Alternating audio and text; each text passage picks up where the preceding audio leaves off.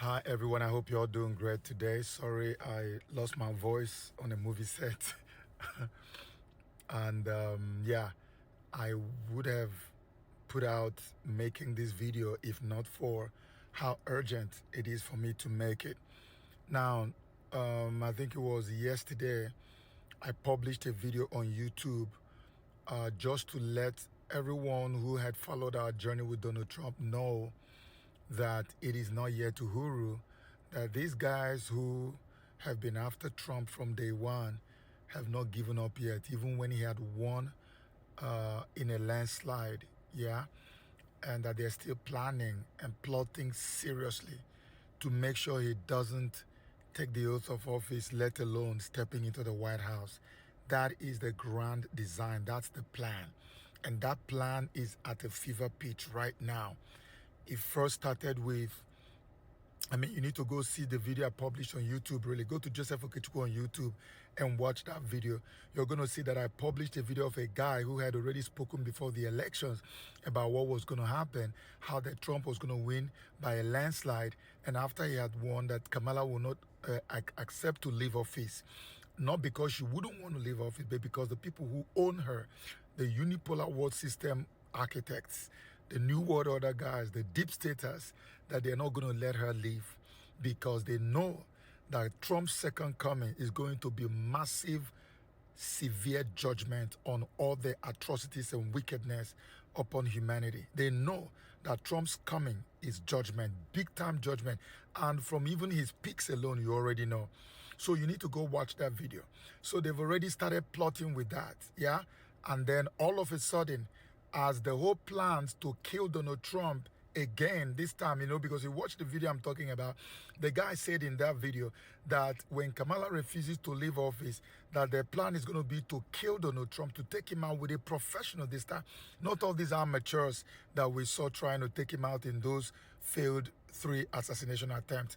That this time they're going to bring a real professional who will shoot and not miss. While that is still ongoing, because they have too many cards to play with. While that is still ongoing, and Trump is now heeding the advice of this young man to hold up in Mar-a-Lago and not go out too much and not have too many outside appointments, that is appointments outside of Mar-a-Lago.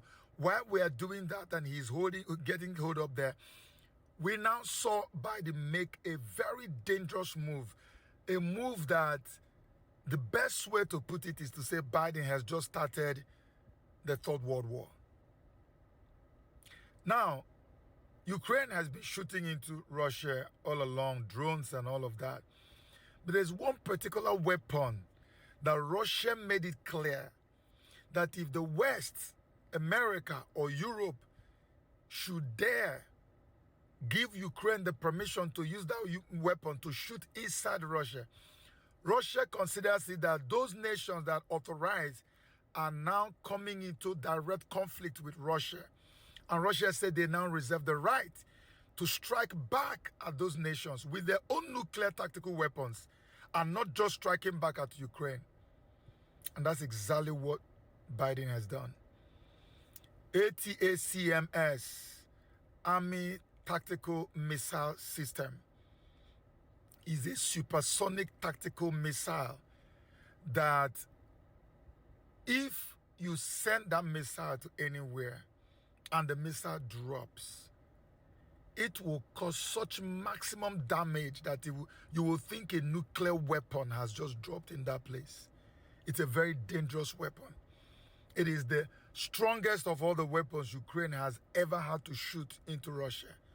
And now Ukraine has been given the green light openly before the whole world to go ahead and use it to strike not just on Russian territory, but deep into the Russian territory. And as I make this video right now, we hear that Ukraine has shot about 6 of those missiles already. Biden just gave green light about 2-3 days ago. Now already Ukraine has already shot. So that means the missiles were already on ground waiting. American made. ATACMs are made by the United States of America, supplied to Ukraine by America, and then given the permission by America to strike Russia. What else is left now? And Russia is saying, look, most of these weapons, Ukrainians don't even know how to use them. So there's no way somebody will tell them that it is Ukrainians who are firing those weapons. It's not enough that America made the weapons, America supplied the weapons. Russia is now alleging that the missile system they're talking about, that these guys don't know how to shoot them.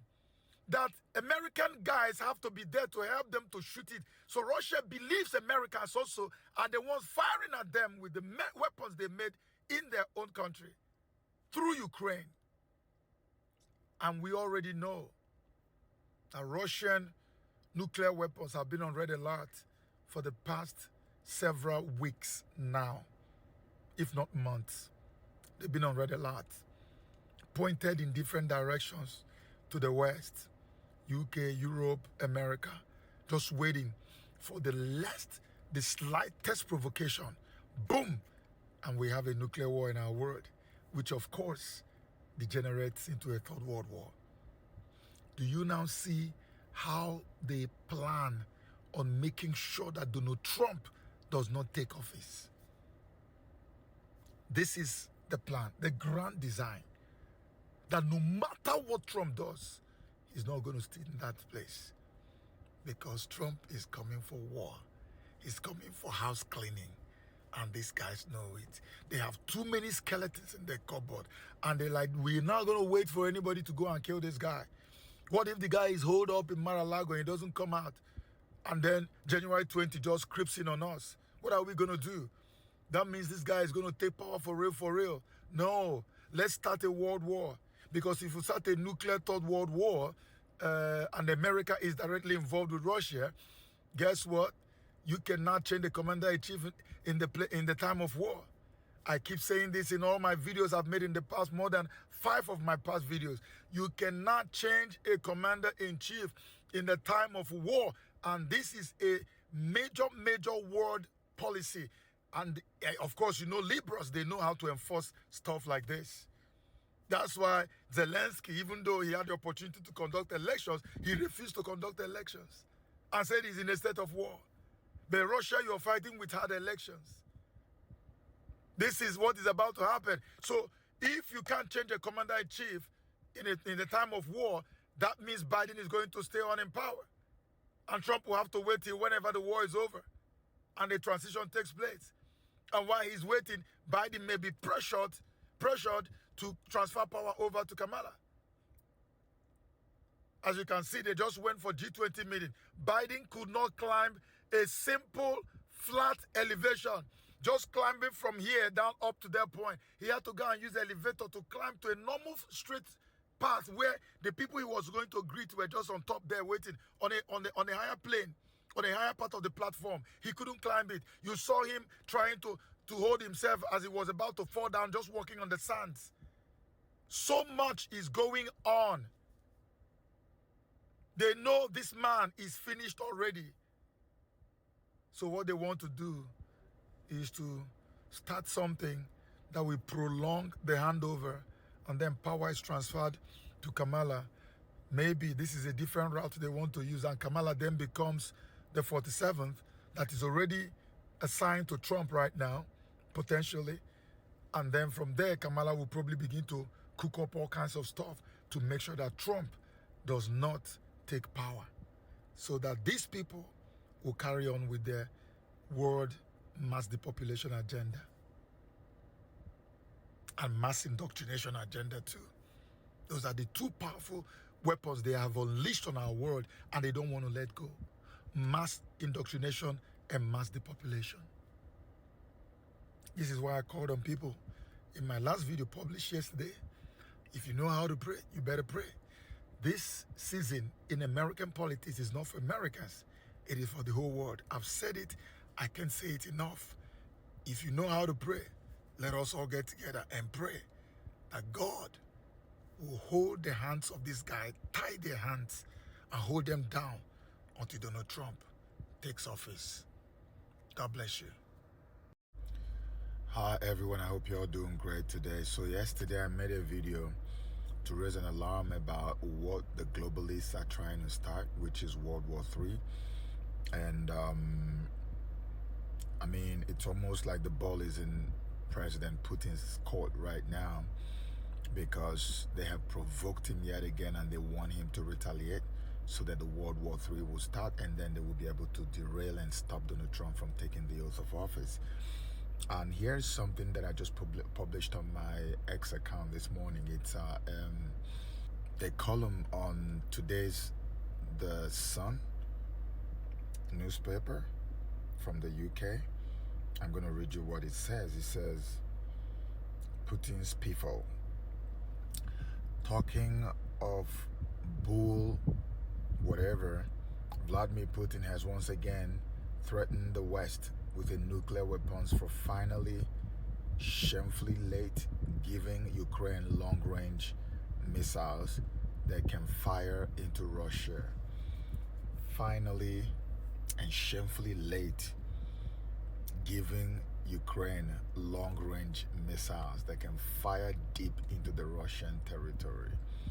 Yet every time we've crossed one of the dictator's numerous supposed red lines and ignored his dire nuke warnings, he hasn't used them. And he's never going to, because he knows if he did, he'd be instantly vaporized. This is a column in the Sun praising the fact that Biden gave green light to Ukraine to use ATACMS, supersonic tactical missiles, to shoot straight into the Russian territory, not just on the fringes, not just to the border, deep into. In fact, these missiles are said to potentially carry the capacity and the ability to hit Moscow. And you see the Sun taunting Russia, baiting Russia, telling Russia, hey, yeah, you've been giving warnings, telling us not to cross your red lines, and we've been crossing all your red lines and you've not done jack. And we know you're never going to do anything. So as far as they're concerned, Russia is bluffing. And Russia is not bluffing. Everybody knows Russia has enough nuclear weapons to sink all these people that are making noise. Everybody knows this, yeah? And I keep saying this, that in a nuclear war, nobody wins. But we all know the capacity of Russia. For you to get to the point where you have the largest nuclear stockpile or nuclear weapons stockpile in the world, it's not a joke. It's not you have to be completely insane and out of your mind to clench your fists and want to go to war with such a nuclear power as Russia. But that's exactly what these guys are doing, because they know what they're doing. It's all very intentional. They want to provoke a war with Russia. And here's why I'm making this second video right now. The reason I'm making this video is Russia has seen the victory of Donald Trump. Hungary, that is such a pro-Trump country, especially its prime minister, has seen the victory. Slovakia and the rest of all these people, Indonesia, many countries in the world, especially from the global south, that have grown so weary and tired of the West's obsession with war and the spilling of innocent blood at the battlefront. All of them are so happy, rejoicing over Donald Trump's presidency. Potentially, they know.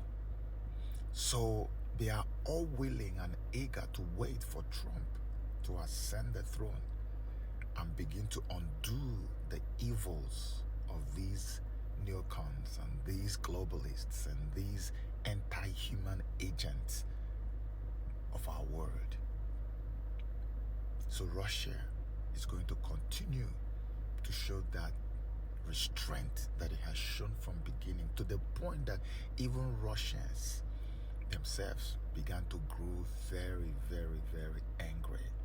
They began to grow very uncomfortable with Putin. They started saying, what kind of thing is this? We don't need Putin in this time. We need Stalin. I saw people make that post, Russians themselves. saying that Putin has become too soft, that he's now allowing these guys to insult us, especially when the Kursk incursion happened, when Ukraine committed the mortal error of invading the Kursk region of Russia. But they didn't understand the kind of game that Putin was playing. Putin was trying to be smarter. He was trying to be several miles ahead of his enemies. And right now, because of the danger that potentially faces these globalists, because Trump is coming with judgment, Trump is going to cut them off from every single motivation, financial, economical, military motivation they've ever gotten from America to do all the evil they do around the world. It's going to cut them off from it. Because of that, and given the fact that these guys are going to, all their programs and agenda will collapse even before Trump spends 1 year in office, they have now decided that whatever it takes, we are finally going to draw Russia out to the battlefront.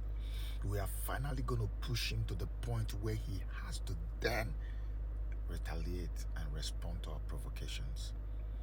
And that provocation they're going to give to Russia will not end with just Ukraine firing this 6 missiles they just fired into the Bryansk region of Russia. No, I suspect, I can see this happen. We still have close to 2 months, or a little under 2 months, to Trump taking the oath of office. I suspect strongly that they are going to find a way to hit Moscow, probably hit the Kremlin. That is what I'm suspecting. They're going to do it. They're going to, if it means going to strike whatever abode or whatever palace Vladimir Putin resides in, they will do anything they can do to get Russia out to fight and start World War III. Before Trump takes the oath of office, they will do it. For them to have done what they just did, Biden just gave green light, and few days later, less than 3 days later, Ukraine had already fired ATACMs, Army Tactical Missile Systems. If that has happened the way it just happened, and this is just the first one, this is just the beginning, imagine what happens when they get to the middle of their mission. They are just starting. In the next few weeks, our world is probably going to witness some of the worst provocations that this Russia-Ukraine war has ever seen since it started in February of 2022. And so we need to be ready. And for me, I'm worried because I don't know how much more Russia is going to be willing to take. In reality, Putin is going to, he's going to enlarge his heart. He had been too magnanimous, but I think he's going to be even more magnanimous now. But the point is, are we going to get to a point where he reaches an elastic limit? Because of his people who are growing increasingly impatient with him, wanting him to take action and respond and end Kiev. Another scenario you can see is that Putin might, and this is the one that could actually happen, if they continue with their provocation, in order to make sure that he ends them, Putin will now do that thing he never wanted to do. He will descend on Kiev from the axis of Belarus, because Belarus is also an allied nation to Russia. He might go through that axis and move with all the allied forces, with of course North Koreans, I believe, who are now working with Russians to fend off the Ukrainian attacks. I believe that they might decide to carry out that rumored Kiev invasion. If that happens and they invade Kiev and take Kiev down and take over Ukraine, that will be another way to end the provocation once and for all. It's going to be a huge operation, but that could also happen. So, like I said in the previous video, let's not give up praying. Let us keep on praying. God bless you.